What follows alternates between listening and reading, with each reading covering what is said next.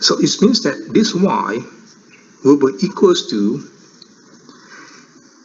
if the value is less or equals to d, that is this gram of random variable x is less or equal to d, then it is not recorded that is equal to 0. Otherwise, if the x is greater than d, then will be recorded as an observed value, that is x. So, for example, okay, class, maybe you can quickly copy this. Just put x is a ground out random variable, y is the, you just copy this, okay?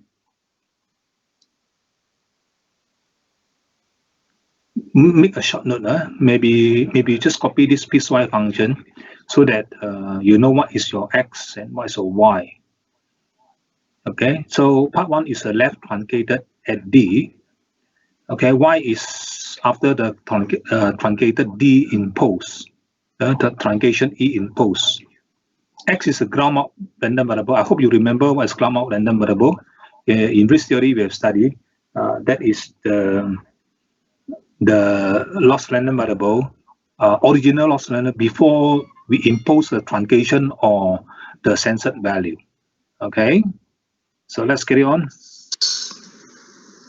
So, for example, an insurance policy has a deductible D. If a loss for an amount D or less, then it is not submitted. Any data you have regarding losses is conditional on the loss being greater than D. So, for part A, let's say we have a timeline at this truncated value at D. Whatever the claim is less or equals to D, then this claim is not submitted. That is considered the claim is 0.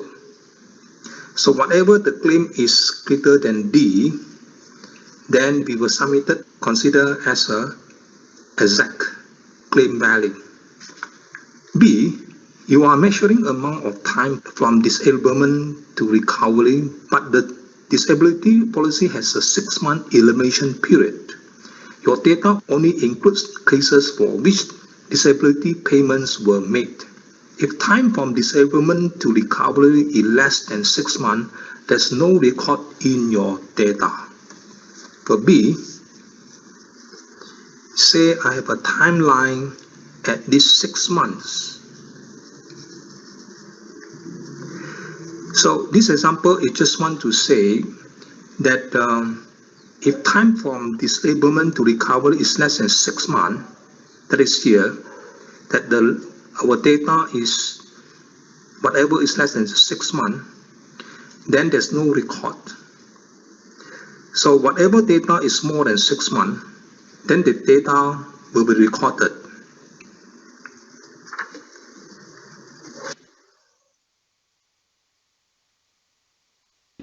Okay, so do you understand this example part B? It means that whatever the for this example, okay. So this I think about the patient or whatever. So whatever is less than 6 months, there's no record at all. Okay, there's no record at all. Okay, so whatever more than 6 months, they will record at the exact the month. Let's say you recorded at 8 months, so that means they will record at 8 months. 9 months they will record at 9 months. But whatever the time is recorded less than 6 months, for example 4 months, 5 months, they will put 0 in this case. Okay, so this is an example for number 1. Let's go to B, number 2. Will be recorded. Number 2, right truncated at U, if when it is greater than or equal to U, it is not recorded, but when it is below U, it is recorded at its observed value. For number 2, So our y will be equals to whatever x value is greater or equals to u, then this is not recorded that the y will be equals to 0. Otherwise, if your x is less than u, then will be recorded as an observed value, that is x. For example, a study on time from disablement to recovery conducted on June 30th, 2009 that considers only disabled people who recovered by June 30th, 2009. For a group of people disabled on June 30th of 2006, this study would truncate the data at time 3. And so this 3 is referred to years, that means it's 3 years. Since people who did not recover within 3 years would be excluded from the study. So, for example, look at this timeline. A study on time from disablement to recovery conducted on June 30th. So, this is June 30th in 2009. That consider only disabled people who recovered by June 30th in 2009. From a group of people disabled on June 30th in 2006, this study would truncate at a time 3. In this date, at 30th of June 2006, people who did not recover within these 3 years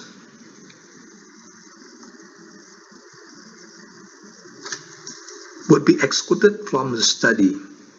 So that means the people who recovered after this date, it wouldn't be considered. That is 0. So whatever is less than these 3 years, it will be considered.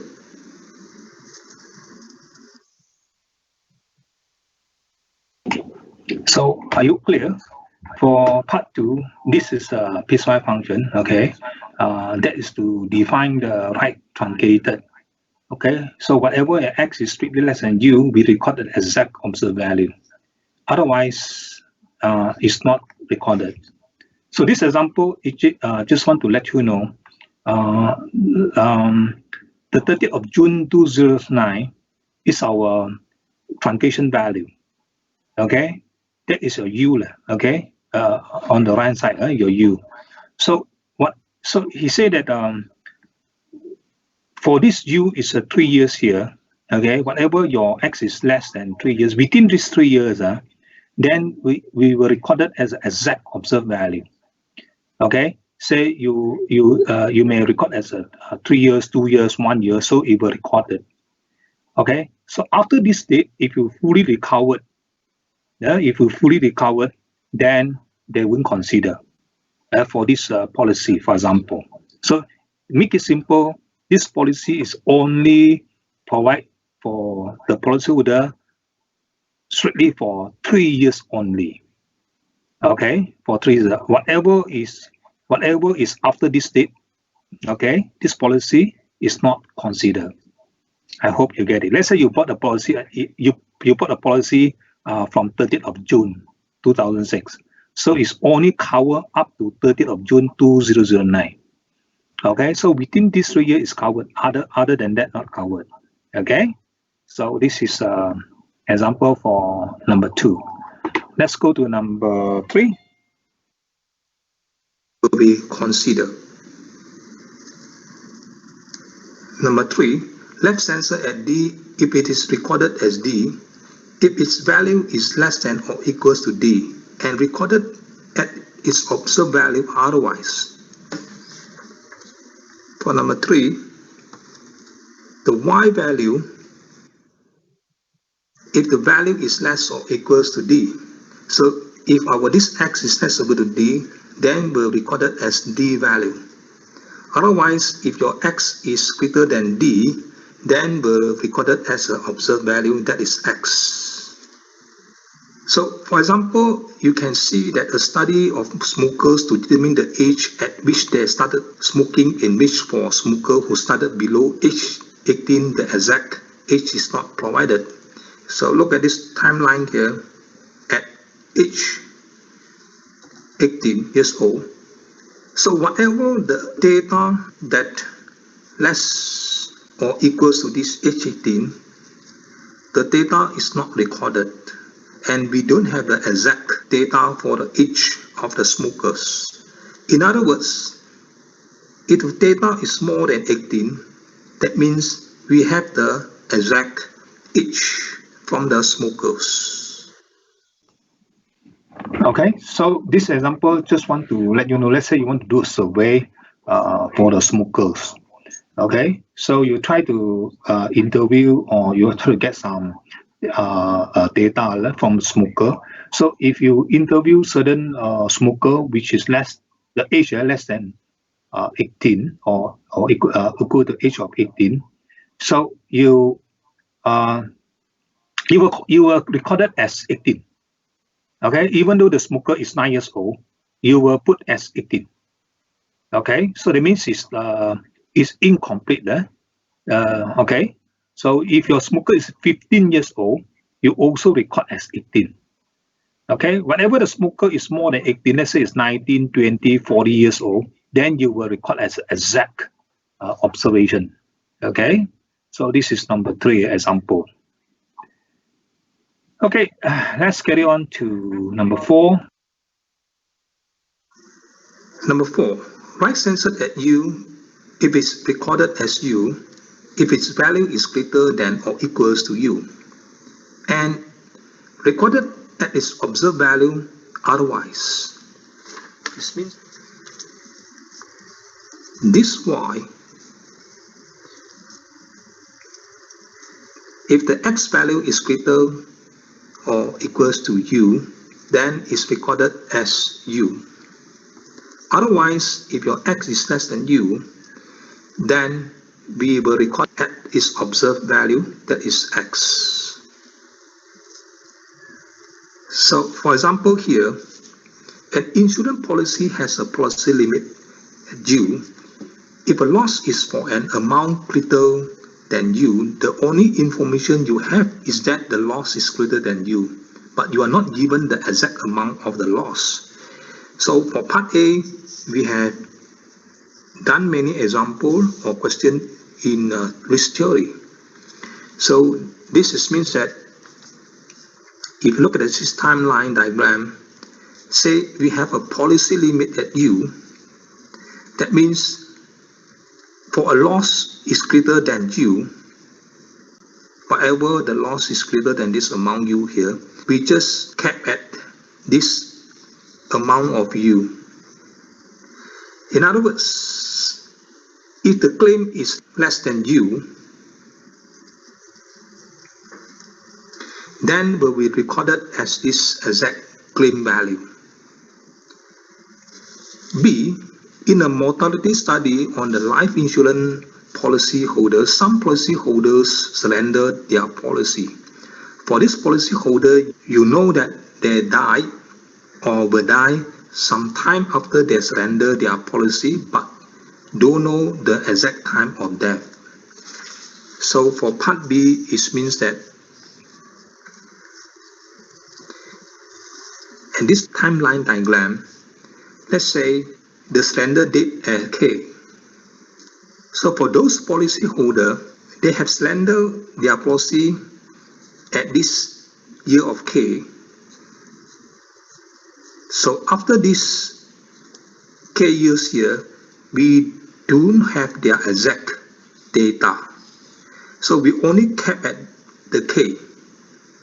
They die or maybe will die after the K years. So we do not have any exact data after the K years when they have surrendered their policy at K. In other words, before this K years here, we have the exact data, that is X, because they have not surrendered their policy. So anyway, Okay, so this part A, I think you understand because we have done many questions in the risk theory. For part B, let's say the policyholder they surrender at this K years. Okay, so once they surrender K years, then the insurance company doesn't have their data anymore. So they will die or may die after K years. But which year they die, don't know. Okay, we don't know. So the insurance company only kept at K. Okay, so they have the data is only K years. So this policyholder after the surrender, the company only assume that they have died at K years. Okay, so before the surrender the policy, the insurance have their exact data. That is, maybe they die at this year, so they have the exact. Okay, I hope you get it. Okay, so this is number 4. Let's carry on. Data, that is X, because they have not surrendered their policy. So anyway, we had gone through the 4 cases from the above, but in this chapter, we only focus for case 1 and case 4. Okay, so we only consider or we focus case 1 and case 4. Case 1 is a left truncated. Case 4 is right censored. So I want you to highlight. You can see when we say right, whether it's censored or truncated, right means it's at U. Okay, left censored or left truncated, they put D. Of course, if you want to put P, Q, or A, B, up to you. It doesn't matter. But here, just want to let you know, left we will use the D. Right we will use U. Okay, for example, right truncated. Okay, we add U. Right censored at U. So whether it's truncated or censored, okay, they will put U. And in other words, left, they will use a D. Okay, so this is your 2.1. Okay, so any questions?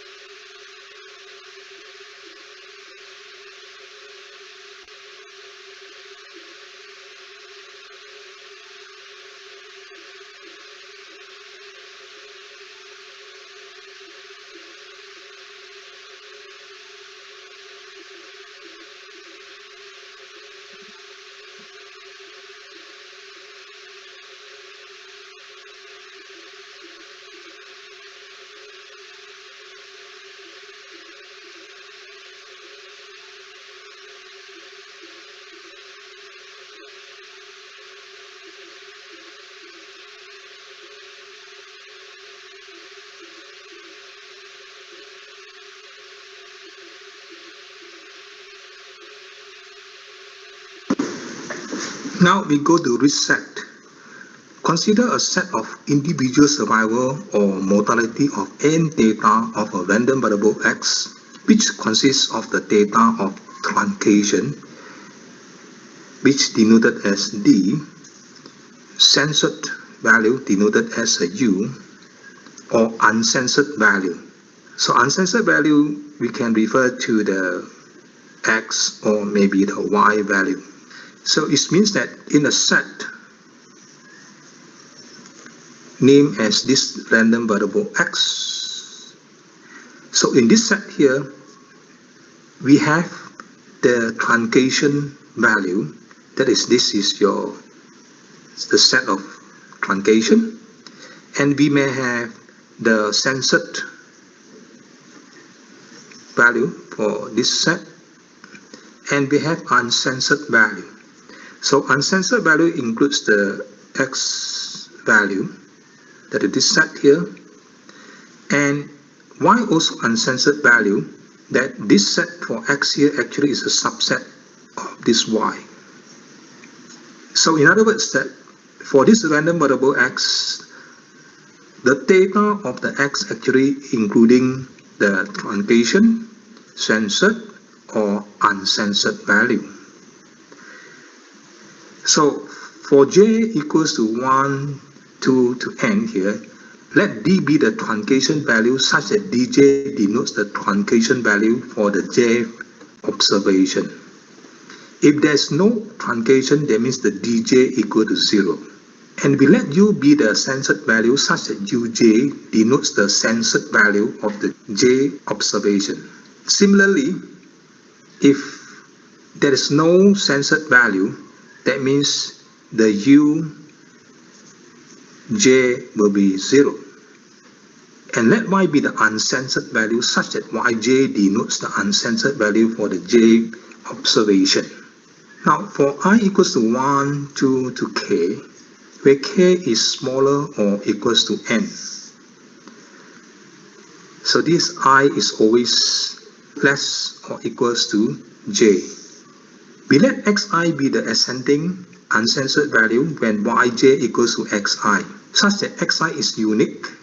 Let this nxi be the number observation of this xi. So then we have this. So class, I think you confused now. So many terms. Okay, do not worry. Later, if I go to example, then you understand what is x, what is y, and those. I haven't go to here yet. Okay, when I come to this part, maybe you were more confused. Okay, so before I go to this definition, maybe I just repeat some. Okay, so from a data, okay, let's say we say it's x, okay, capital X, this set represented by x. So in this data here, one set data, that is you studied in this theory before, that this data maybe consists of this truncation or maybe censored value, okay. So this is uncensored.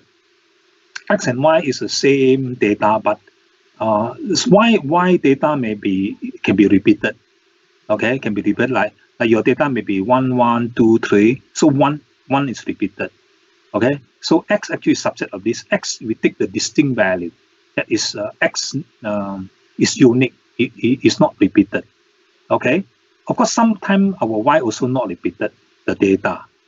Okay, so sometimes the data given by question is not repeated. Some data not repeated, some data repeated maybe. Okay, so if the data are repeated, then maybe you need to consider the distinct, okay, for the X. Otherwise, you take the Y. Okay, so maybe here I can explain later when I come to the example. Okay, the whole thing data we name as a X. Okay, so here just want to tell you what's D, what is U, and what is Y here.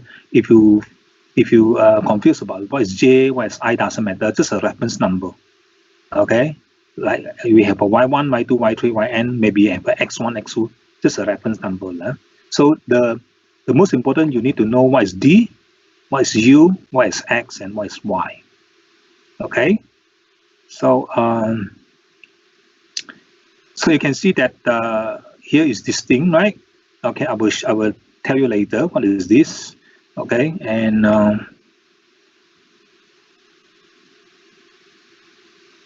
so this is an observation. This is the frequency of this data.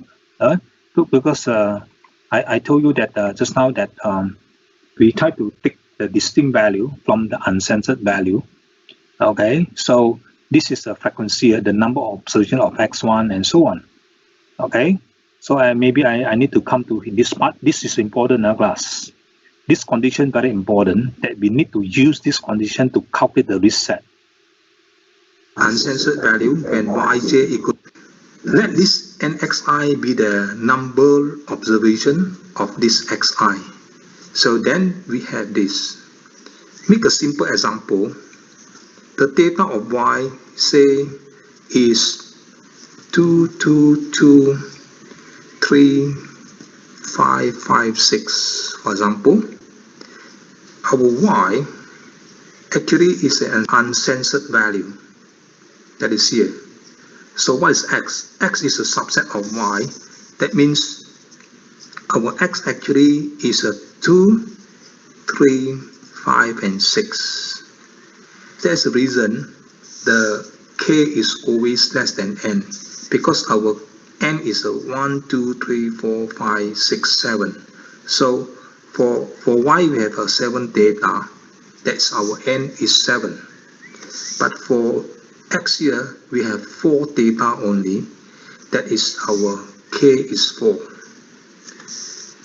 And somehow this is ascending uncensored value for the x, that is, you can see 2, 3, 5, 6 in ascending form. Let's continue. We have condition. Okay, so for this example, I think it's clear, right? This is a subset of y. So we try to take out the distinct value of 2. Okay, 5 also repeated twice, that we only take only distinct. Okay, so later I will show you more. Okay, so, when I come to example, maybe I just explain one by one example. Okay, so next we have to see this condition. Here for the number of observation for x, u, and d. So I name this as a conditional nx. This is a conditional nu, and this is a conditional nd as well. So the first condition is we let this conditional nx be the number of x such that all the x value which is more or equals to xi. Second, we let this conditional nu be the number of u such that all the u more or equals to xi.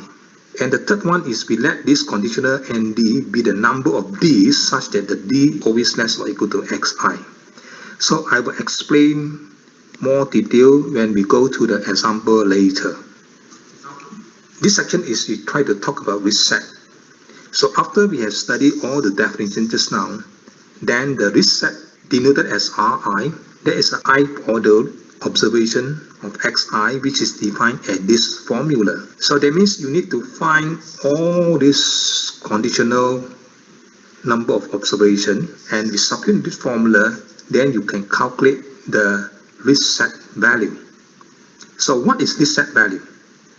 It's for survival or mortality data. The risk set is the number of people observed alive at each xi. Section 2.2, Kaplan-Meier.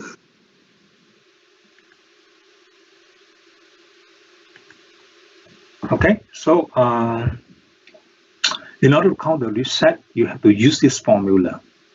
Okay, so later, this example one, I will show you how I want to calculate all this frequency.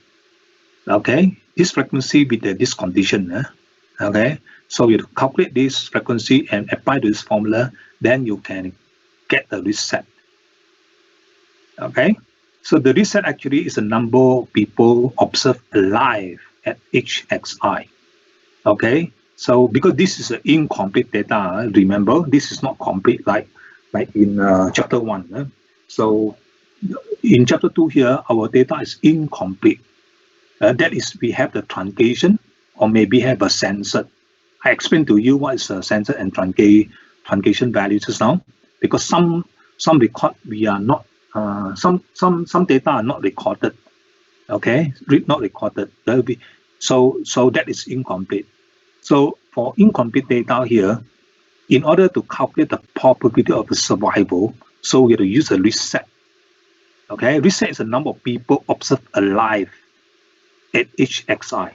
Okay, so how how is the probability, how is the chances for people observer to be observed live at each xi. Okay, so let's go to example 1. Please pay attention. I want you to know how to calculate the least set. Okay, here we go. I. Section 2.2, Kaplan-Meier. Now, in this section, we consider the question of estimating the survival function of an incomplete data. So that means this Kaplan-Meier actually is trying to determine the survival function for the incomplete data. We also call this Kaplan-Meier as a Kaplan-Meier product limit estimator. Okay, please take note here. For Kaplan-Meier, the question may say as a full sentence Kaplan-Meier product limit. Sometimes the question just say the product limit. Okay, product limit estimator. So understood, they are referred to the Kaplan-Meier. Okay, so you from my tutorial you will know. Okay, let's carry on. So in a typical mortality study, the following notation is used for individual J observations such that dj denotes the time when an individual has joined the study, and the uj denotes the time of withdrawal from the study or surrender from the study, whereas yj denotes the time of death of the individual. For I equals to 1 to k, where your k is less than or equal to n here, so we let this xi be the uncensored value, but xi is unique and ascending. Let nxi be the number of xi, then the Kaplan-Meier product limit estimate for the survival function is given by this formula. If we want to calculate the survival function for incomplete data, and if you want to use the Kaplan-Meier method, that means you have to apply this piecewise function. And take note here, for Kaplan-Meier estimate, this is a recursive formula. That means if you found this survival, you will get the one step ahead for the survival when you multiply with this.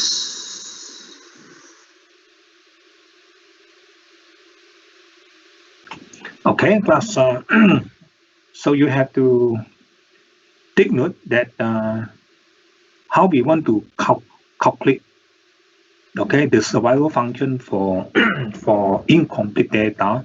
So we have few methods to calculate. So the first method, we are using the Kaplan-Meier. Remember, this is incomplete data, please. Okay, incomplete data. So we want to use a Kaplan-Meier to estimate the survival. That is the probability. Okay, so we have this is incomplete and somewhat discrete, right? So we have the different intervals. Okay, first interval would be the second interval, and so on. Okay, so of course this semester you no need to memorize because all are open book assessment. So we just apply the formula from our notes. Okay, now somehow for certain problem we don't calculate line by line. Okay, we have to use this recursive to calculate. So if I have this result, if I have this result, I can calculate the third result because this one is the same, you see? So I can take this, just multiply this.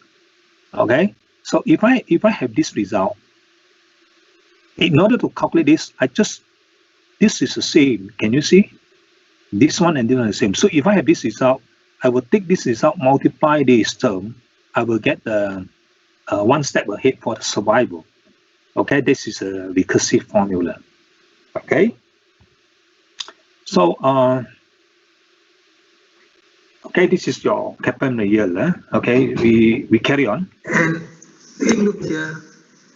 For Kaplan-Meier estimate, this is a recursive formula. That means if you found this survival, you will get the one step ahead for the survival when you multiply with this.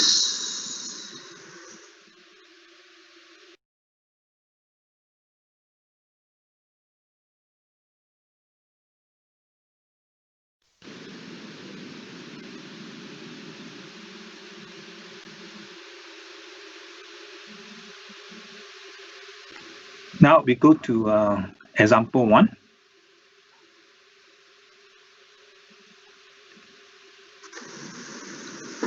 Example 1. You are given the following mortality table, that is this. So if you look at this table, that this data has truncated values, censored and uncensored value. So that means this truncated value is referred to the D. Censored value is referred to the U, and uncensored value is referred to the Y, or maybe X as well. How to look at the censored value and also the uncensored value? Just now I have told you that that is considered as an uncensored value. This is either is an X or maybe Y value, and this also same as X or Y. And here also either is X or Y, this is X or Y. Now end of study is referred to the censored value, that is U. Slender also the same, that is referred to the U. And all these are U value, okay, U value. So that means this 4 is referred to the U value 1, 4, 4, and this 3 and 4. The remaining will be the death value, that is referred to the uncensored value, like 0.5, 2, 2, and 3.2. So based on this table here, you have to calculate all the resets for part A, and for part B, find the Kaplan-Meier estimate of the survival function. So here we go. So for part A here, we let our X be the random variable representing the mortality data of time from the table just now. Let the Yj be the uncensored value of time exit of this random variable X, and let Dj be the truncated value of time of entry of this random variable X, and Uj be the censored value of time exit as well for the slender or end of a study of this random variable X. So you can see that whether it's time of entry or time of exit, which is represented by this random variable X. So before we go further, you need to define all this. You have to know that this nxi is a number of xi. This conditional nxi is a number of x such that this, and now conditional nui. Okay, maybe I go back to just now so that you, okay, for here, okay, I want you to highlight something, that if you look at the original question just now, the time of entry is given exactly by this, okay, but the question for this censored and uncensored value, they mix together. So here in solution here, you split out, right? You split out what is a Y and what is a U. Okay, so I hope you look at the questions that this censored and uncensored, they mix together. Okay, but here it's okay, no problem. So here you have to split out what is a censored and also the uncensored value. Okay, so that you will have this, right? So this is your Y, or maybe X. I put Y here because we have a repeated value. Okay, so it can be X. If let's say this is no repeated value, you can put X. Doesn't matter. Doesn't matter. Okay, so this is your U. That is your censored value. So you have to know how we consider censored and uncensored. I told you all the death, okay, are uncensored value. The rest, like end of study, slender, all these are referred to censored. Okay, so once you split out this, then very easy. Okay, so and next you have to try to calculate the condition frequency for each D, X, and U. Okay, Let's carry on.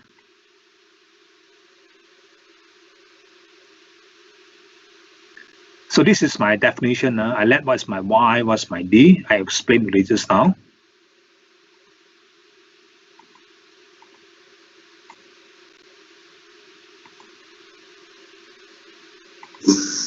Define all this. You have to know that this nxi is a number of xi.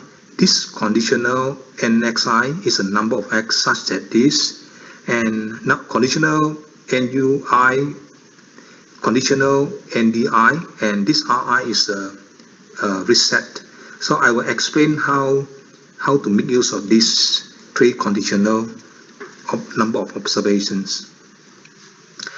Now, you have to rearrange the table if you want, or otherwise you can see direct from here.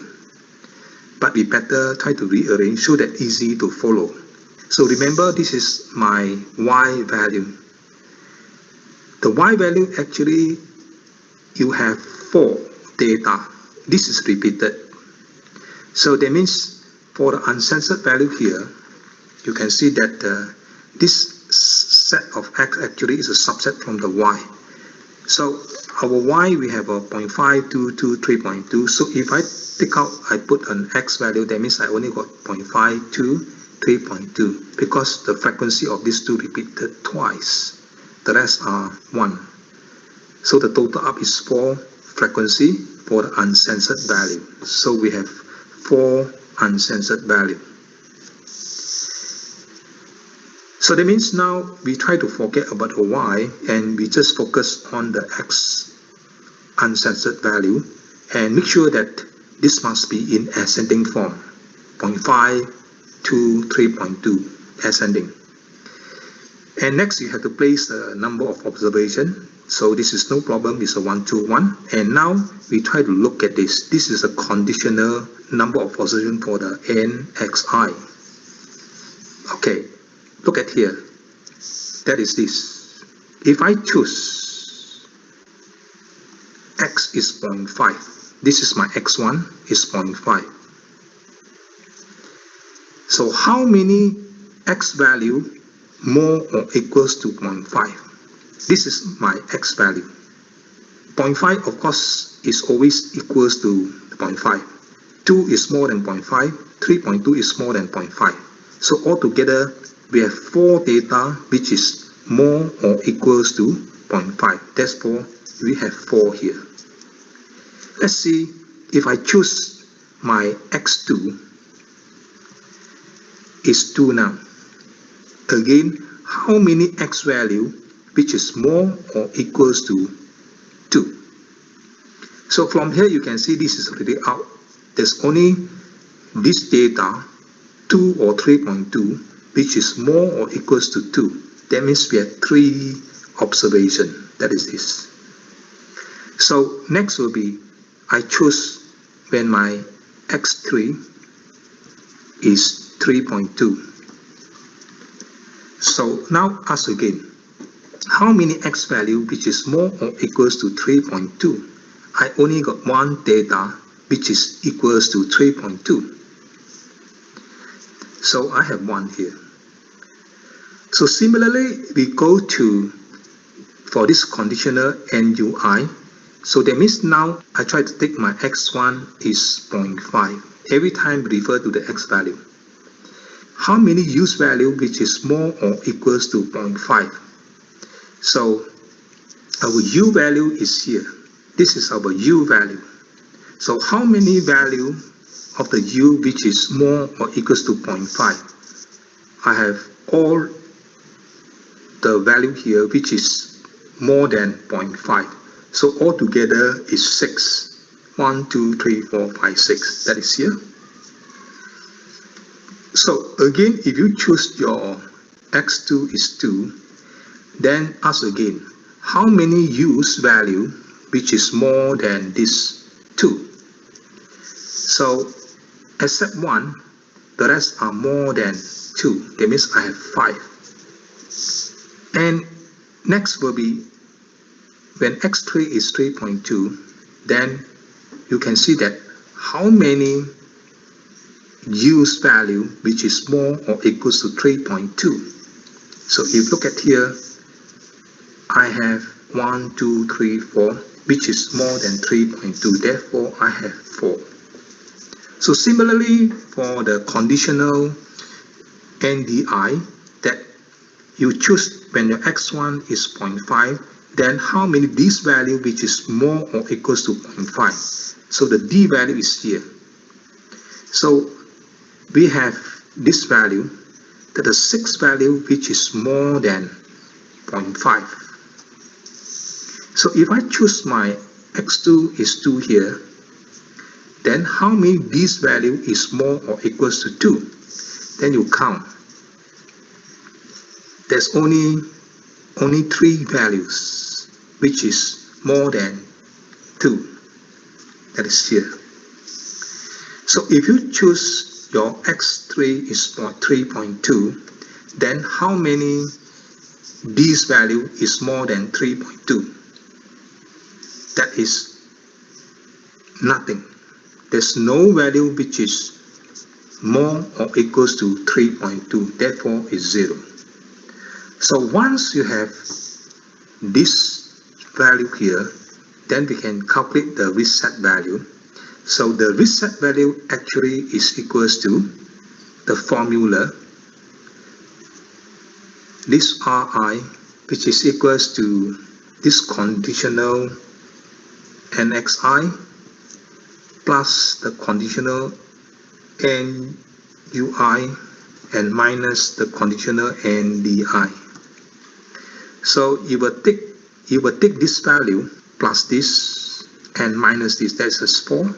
So 3 plus 5, 8 minus 3 is 5. 1 plus 4 minus 0 is 5. So we have found the RSET value for the part A. Okay, I think it's clear. Okay, how you want to calculate the RSET value. This is a way how you calculate. So I try to this solution, we draw 2 tables. If you look at my solution, we draw 2 tables. This is one table, that is I try to take x value. Another table is here, that is you try to arrange. Okay, you split out the censored and also uncensored value. Okay, this is one of the first table. Okay, and just now day one is another table. So there's 2 methods. This is the first method I propose to you, that is you have to draw 2 tables. But later in my tutorial solution, I show you some of the solution I only use 1 table. Okay, so you have advantage and disadvantage. You use this method, the advantage is very clear. Okay, you wouldn't make any mistake. The disadvantage is you waste time to draw 2 tables. The other method, okay, if we draw only 1 table, that is advantage because save the time. Okay, disadvantage is easy to make mistake. But after some time, if you can handle, I think quite easy to be handled. Okay, so usually I will consider 1 table to calculate. But don't worry. So I will show you how I want to use 1 table or 2 tables. At this moment, I just apply 2 tables. Okay, so that you easily follow. Okay, and okay, so this is a solution for part A. That is we want to calculate the reset. Okay, so we go to part B.